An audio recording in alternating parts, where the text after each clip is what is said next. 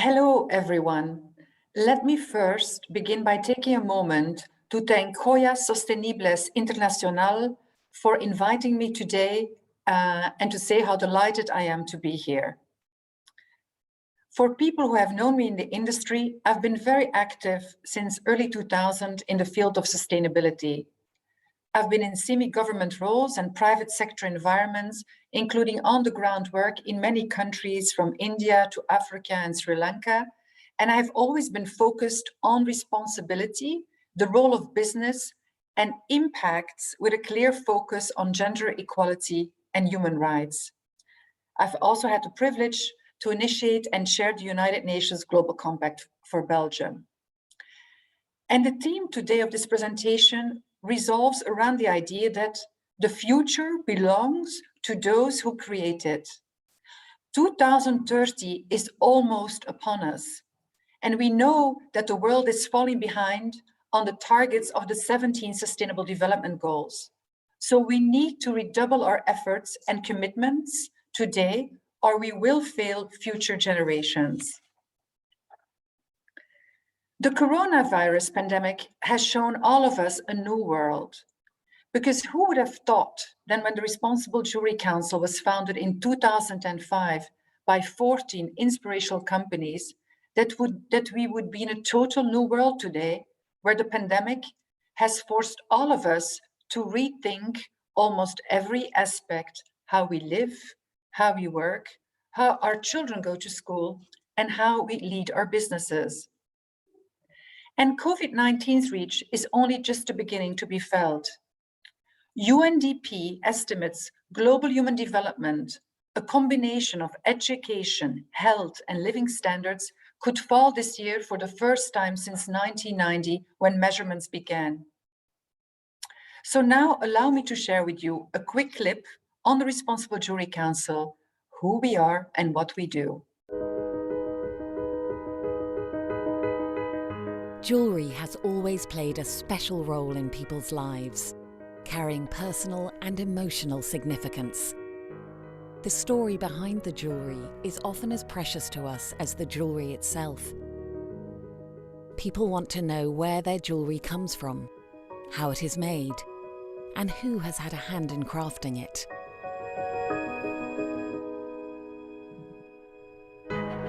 We were founded in 2005 by 14 members with a pioneering vision that all jewellery should be produced responsibly, helping people prosper and preserving the planet. Now, more than 1,200 members share our vision of a responsible worldwide supply chain that promotes trust in the global jewellery and watch industry. This vision has never been more relevant than today.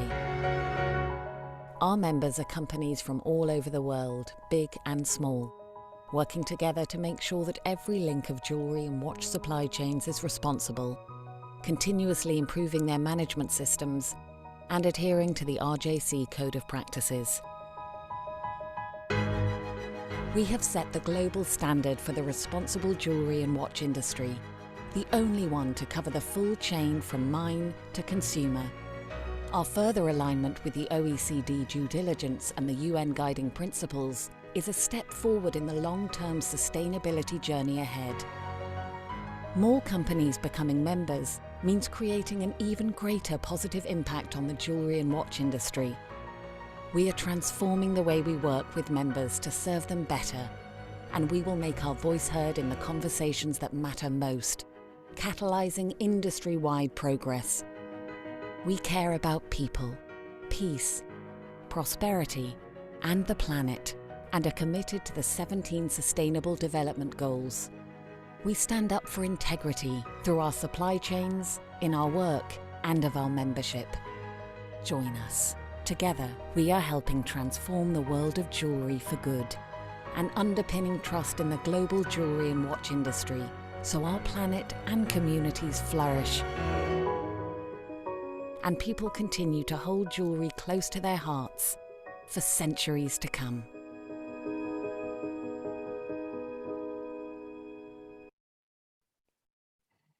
Thank you for watching this, and I hope you enjoyed it. And let me just give a little bit of context further to this video.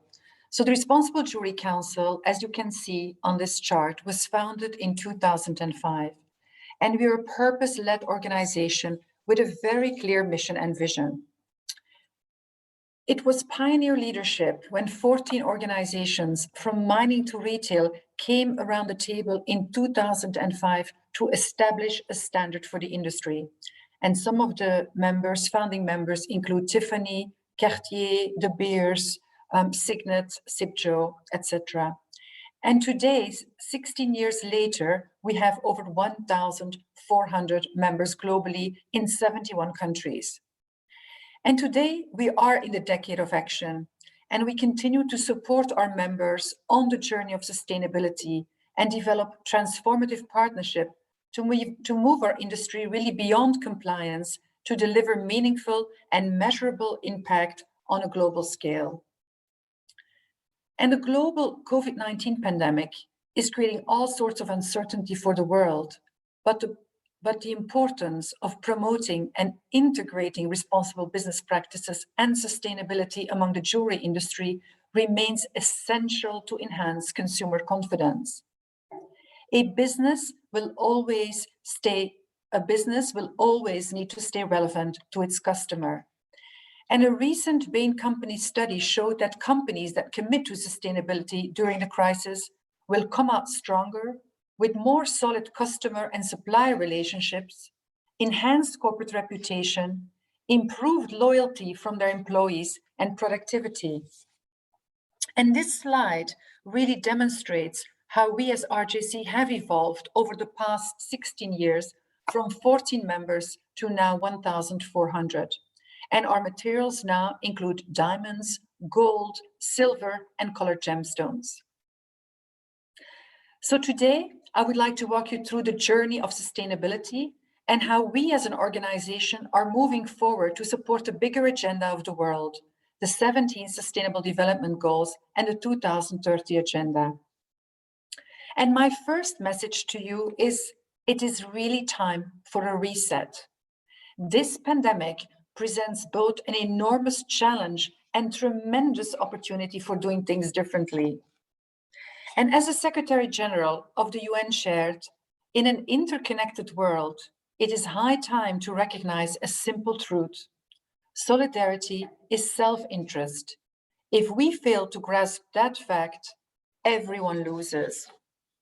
So yes, we need to reset systems for the long term, where the objective is to establish wherever possible a new balance among political, economic, social, and environmental systems. And a reset also provides an opportunity for the business community to work towards greater sustainability and inclusion. So we must really find different ways to jointly and urgently build the necessary foundations of our economic and social system for the sole purpose of creating a more fair, sustainable, and resilient future for all. And when we apply this reset button for our industry, an industry of so much beauty and emotions, then the essence is consumer confidence. When someone walks into a boutique or a shop and buys a piece of jewelry for oneself or a loved one, they place trust in them. A trust that they're fair, that there's honesty, that there's integrity, and that that company really has management systems into place to show that it's responsible. Millennial and Gen Z consumers want a company to lead on sustainability efforts. They do not just want a company to tell, but to show. We know they deeply care about climate change. They demand more from their digital and personalized shopping experiences, and they want to understand the story behind the product. They will continue to lead to conversations that matter, and we, as an industry, need to show the beauty we create, the great work we're doing, but most important, how can we always do better? The new consumer is looking for purpose and is conscious, more so than ever before.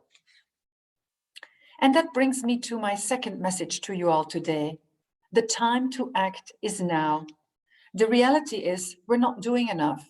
In fact, according to the World Economic Forum's 2020 Global Gender Gap Report, It will take 257 years to close the economic gender gap.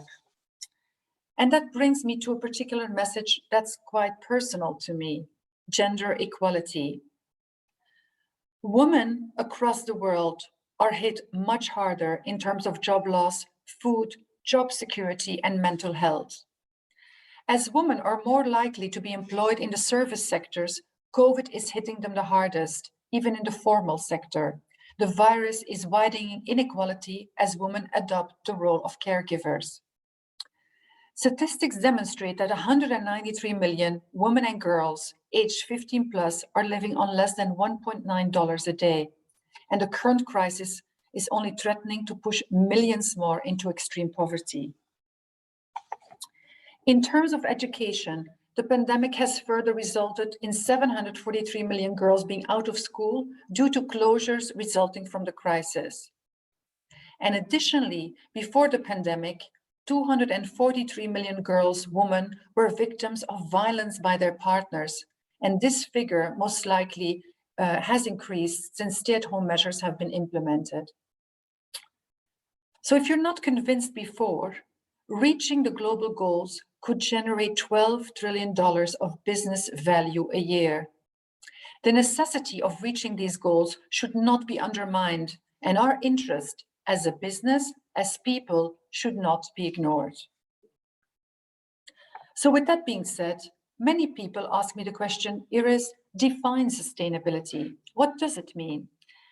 And for me, sustainability is an evolving concept. If we go back to the 1987 famous Brundtland report, sustainability was described as meeting the needs of the present without compromising the ability of future generations to meet their own needs. And the concept has evolved, nonetheless, and defining sustainability can initiate a whole other conversation at another time that I can have with you. What should be taken away from this is that in 2015, 193 countries agreed on the common world of the agenda on people, peace, planet, prosperity, and partnerships, the 17 SDGs. And that's about leaving no one behind. And that is a framework that any organization can use to integrate sustainability at the heart of their business strategy. And what we see in the landscape is that every company has to look at how are you managing environment, how are you managing social impact and governance. And recent research has proven that companies who have integrated ESG are performing better. But as a final thought on what sustainability means, personally, I think it's about human dignity, and that is a universal principle for all. And that brings me to the following topic, the organization I so proudly work for, the Responsible Jewelry Council, because all industries, fashion, jewelry, health, and so forth, were all responsible to drive this bigger agenda of the world. And not to go into many details, but at the heart of RJC is our code of practices, a comprehensive set of timely and relevant standards and guidance designed to help companies to take step-by-step actions to understand their risks in their operations and supply chain, to integrate best practices in their management systems, and to really improve operational excellence. And of course, this will contribute to better reputation and brand equity. And the provisions in the standard cover all areas of responsible business practice, including responsible supply chain, human rights due diligence, labor rights and work conditions, health and safety, responsible mining. And we issued our first code of practices over 10 years ago. And in 2019, we launched the third revision at the OECD annual meeting in Paris. And the good thing about the RJC is that we really offer a holistic approach for the entire supply chain. The Code of Practices is aligned with the UN Guiding Principles on Business and Human Rights and the OECD due diligence. And by joining RJC, you're really proving your commitment to responsibility, and you're applying responsible business practices in preparation for certification in an evolving regulatory landscape. By being a certified member, you show definitely credibility of responsible business practices supported by an independent third-party audit. But what's even better, it's not just about implementing our code of practices, it's also is how you can contribute to the bigger agenda of the world. So through the implementation of the code, you can actively contribute to the 17 Sustainable Development Goals. And we have developed this code of practice in a way that really considers the bigger picture, the global agenda. Being a member of the RJC is really a journey of evolution and continuous improvement.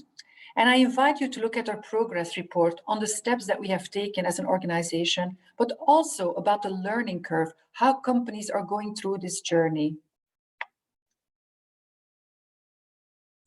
And so here we are in 2021, just under a decade to 2030.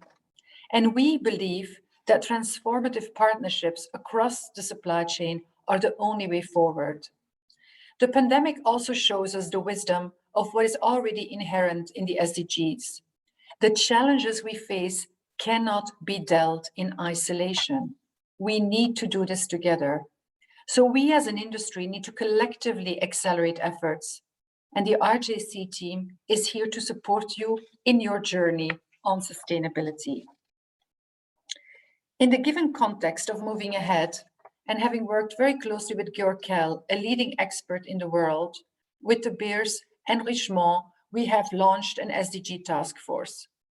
We want to motivate companies to understand the SDGs so they can educate their supply chain and report on progress. So as RJC celebrates its 16th anniversary this year, I'm excited to see the potential for even greater impact through partnership with so many around the table.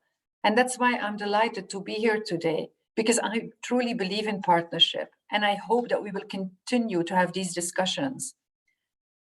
We owe it to future generations to work together and build back better from COVID-19 and base our recovery from the pandemic on solid foundations.